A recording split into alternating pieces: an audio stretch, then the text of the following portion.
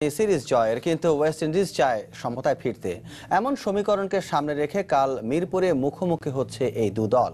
ম্যাচের আগের দিন ওয়েস্ট ইন্ডিজ ঢিলে ঢালাভাবে অনুশীলন করলেও হোটেলে জিম আর পুলে সময় কাটিয়েছে বাংলাদেশ। দিবারাত্রির ম্যাচ হওয়ায় টস জয়কে বেশ গুরুত্ব দিচ্ছে দু দল।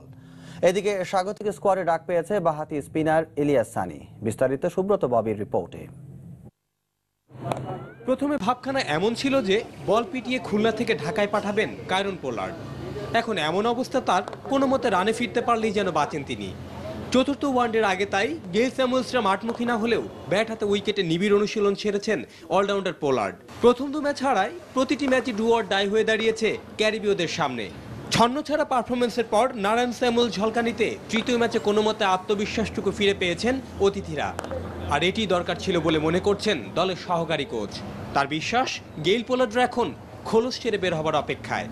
তবে মিরপুরের উইকেটটা যে স্পিনারদের স্বর্গরাজ্যে পরিণত হচ্ছে, সে ভাবনাটা আড়াল করতে পারেননি তিনি। গত ম্যাচে দেখা গেছে কুয়াশার কারণে বল দ্রুত স্কিড করছে আর ফিল্ডাররা তা ধরতে ব্যর্থ হচ্ছেন। সে কারণে বলাই যায় টস বড় গুরুত্বপূর্ণ এ ম্যাচে।